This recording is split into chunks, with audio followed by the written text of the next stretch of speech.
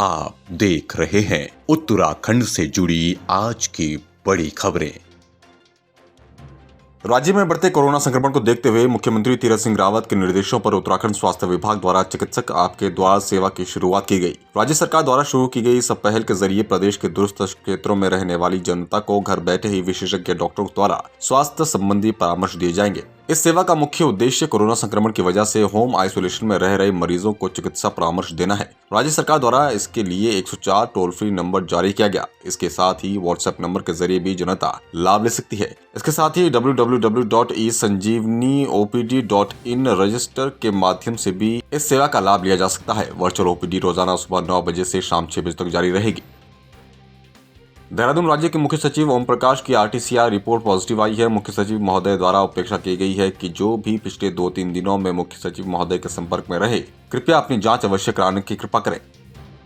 देहरादून राजधानी दून में कोविड जांच के लिए घर से ही सैंपल कलेक्शन के लिए भी पर्याप्त इंतजाम किए जाने लगे हैं। अलग अलग निजी लैब से लोग घर बुलाकर जांच के लिए इन निजी लैब से संपर्क कर सकते हैं। एसएसपी पौड़ी पी रेणुका देवी द्वारा जनपद पौड़ी में अवैध शराब की बिक्री पर अंकुश लगाने के लिए कड़े दिशा निर्देश जारी किए गए हैं। इसके मद्देनजर कल देर शाम टाबो पुलिस द्वारा चेकिंग के दौरान गुरखिया खाल से स्कूटी में अवैध शराब ले जा रहे 2 व्यक्तियों को 15 बोतल अंग्रेजी शराब और 34 अद्दे अंग्रेजी शराब के साथ गिरफ्तार किया। उन्होंने कहा कि दोनों ही व्यक्तियों के खिलाफ आबकारी अधिनियम के तहत मुकदमा दर्ज कर दोनों को जेल भेज दिया गया और अग्रिम कार्रवाई की जा रही है। एसएसपी पौड़ी पी रेणुका देवी द्वारा किए गए कड़े दिशा निर्देशों के मद्देनजर इस तरह का अभियान लगातार जारी है, जिससे क्षेत्र में अवैध शराब पर अंकुश लगाया जा सके। कालाडूंगी तहसील के देवभूमि उत्तराखंड सफाई कर्मचारी संघ के बैनर तले सफाई कर्मियों का ठेका प्रथा को समाप्त किए जाने और अन्य मांगों को लेकर आंदोलन चल रहा है। इसी क्रम में जन आक्रोश यात्रा कालाडूंगी पहुंची, जहां नगर पंचायत के सफाई कर्मियों ने यात्रा में पहुंचे संघ के प्रदेश अध्यक्ष राहत मसीह एवं संगठन मंत्री अमित कुमार और संस्थापक बांके लाल आदि का जोरदार स्वागत किया। उनकी मांग है कि निकायों सहित कार्यालयों में संचालित सफाई ठेका प्रथा को समाप्त किया जाए तथा सभी को स्थायी नियुक्ति दी जानी चाहिए।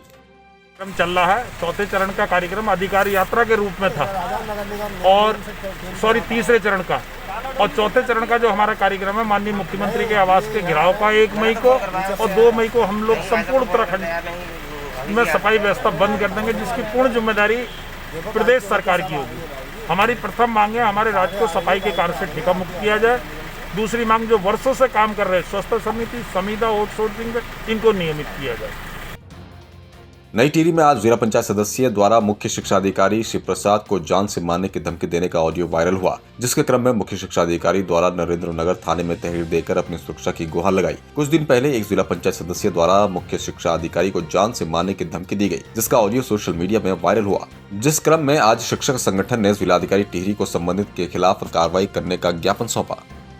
घटनाएं हुई है हमारे मुख्य शिक्षा अधिकारी श्री सिंहवाल जी के साथ जो है आपने एक ऑडियो क्लिप वायरल हुआ है, जिसमें एक प्रतिनिधि जो है मर्डर करने की धमकी दे रहे हैं। इससे पूर्व जो है चंबा ब्लॉक में कार्यरत वीडियो श्री देवी प्रसाद चमोली जी को ब्लैकमेल करने की और उनको जान से मारने की धमकी देने की घटना संज्ञान में आई है, जिसकी उन्होंने जो है रिपोर्ट भी थाने में दी है। लेकिन इन घटनाओं पर जो है फिलहाल अभी तक पुलिस प्रशासन द्वारा कोई कार्रवाई नहीं की गई। उसी संबंध में हम श्रीमान जिलाधिकारी महोदय से निवेदन करने आए थे, उनको ज्ञापन दिया गया है कि अगर तत्काल जो है आरोपियों के विरुद्ध कठोर कानूनी कार्रवाई नहीं की गई, उनको गिरफ्तार नहीं किया गया, तो कर्मचारी संगठन आने वाले समय में फिर आंदोलन करने को मजबूर होंगे।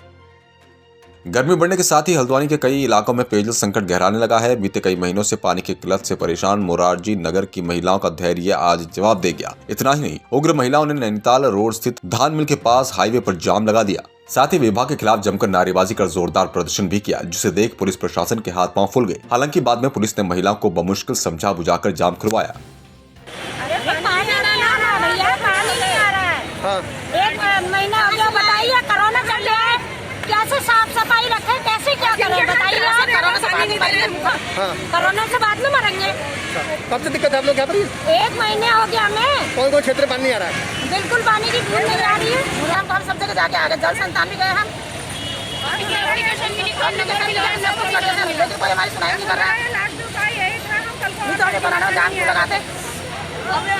पानी नहीं आया। देहरादून कोविड के बढ़ते संक्रमण के मामलों के बीच शासन के द्वारा जारी दिशा निर्देशों के पालन में दून पुलिस सख्ती के साथ जुट गई। राजधानी की एसपी सिटी जहां गोपनीय तरीके से बिना वर्दी के हालात जानने घर से निकल रही हैं, वहीं हिमाचल उत्तर प्रदेश के राजधानी से सटे बॉर्डर पर एसपी देहात डटे हुए हैं। राजधानी में पुलिस के सामने इस समय दोहरी समस्या है। संक्रमण के केस के लिहाज में जहाँ देहरादून पहले स्थान पर है, वहीं VVIP होने के साथ ही राजधानी होने के चलते दूसरे प्रदेशों के बॉर्डर से लेकर थाने इलाके में दुरुस्त व्यवस्था भी बनानी है। राजधानी में एसपी सिटी सरिता डोभाल के मुताबिक संक्रमण कम से कम फैले, लोग सुरक्षित रहें, ये प्राथमिकता है। एसपी देहात स्वतंत्र कुमार सिंह कहते हैं कि ड्यूटी में कोई लापरवाही न हो पाए, साथ ही फोर्स के जवानों को भी सुरक्षित रखने की पूरी कोशिश की जा रही है। राजधानी देहरादून में कोविड संक्रमितों की संख्या में हुए इजाफे को देखते हुए जिला प्रशासन अस्पतालों के साथ मिलकर SOP तैयार कर रहा है। इस SOP में तय किया जाएगा कि कौन सा मरीज कितना गंभीर है और उसे किस तरह की मेडिकल हेल्प और दवा की आवश्यकता है। राजधानी में कोविड संक्रमण में इजाफे के बाद एकाएक बड़े मरीजों में VIP कल्चर भी पैदा हुआ। मसलन अस्पताल के नाम और बेड के साथ इलाज की डिमांड की जा रही है। मौजूदा परिस्थितियों में ऐसा संभव नहीं है। इस बीच उत्तर प्रदेश, दिल्ली, हरियाणा, राजस्थान से भी कुछ मरीज दून इलाज के लिए आए। राजधानी में कोविड केयर से लेकर ऑक्सीजन बेड और ICU बेड के इंतजाम है। मरीजों की संख्या में इजाफे के बाद संसाधनों पर भी दबाव है। जिलाधिकारी आशीष श्रीवास्तव ने बताया कि बीते एक सप्ताह के भीतर अलग अलग स्तर पर 800 बेड बढ़ाए गए हैं।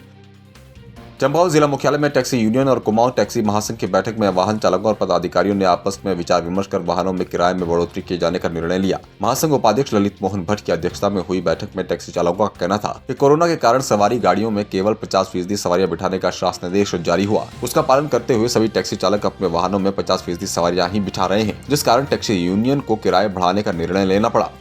मेरा कहना यह है कि सारे उत्तराखंड में लॉकडाउन की वजह से जो है कि आधी सवारी ले जानी पड़ रही है। इससे गाड़ियों का वाले चालकों का और तेल का ही पूरा नहीं हो रहा है। किस्त कहाँ से देंगे या क्या कहते हैं, टैक्स कहाँ से भरेंगे, इंश्योरेंस कहाँ से करेंगे, फिटनेस कहाँ से करेंगे। मेरा कहने का मतलब है आज हमने किराया बढ़ा दिया है, जिसमें से जो है केमू वालों ने किराया बढ़ा, उत्तराखंड में बढ़ा है, हमने भी किराया बढ़ाया है। और मेरा कहने का मतलब है कुछ राहत टैक्सी वालों को मिल जाएगी ये किराया बढ़ने से। अगर आधी सवारी ले जाएंगे तो उनका कोई पूरा नहीं होगा। टैक्स कहाँ से देंगे, फिटनेस कहाँ से करेंगे, क्या कहते हैं, ये बैंक का कर्जा कहाँ से उतारेंगे।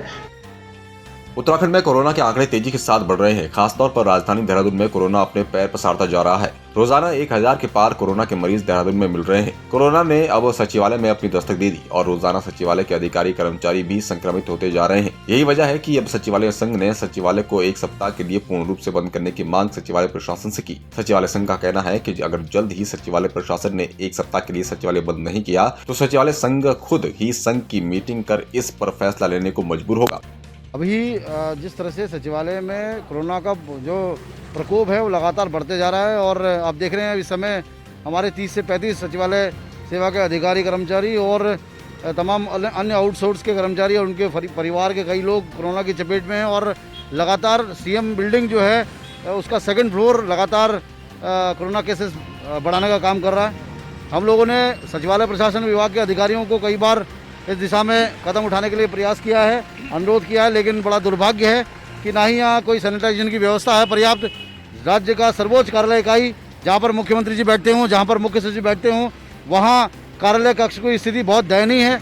वहाँ के जो प्रसाधन है, महिला और पुरुष टॉयलेट्स हैं, उनकी स्थिति बहुत दयनीय है और जिससे प्रकोप दिन पर दिन बढ़ता जा रहा है।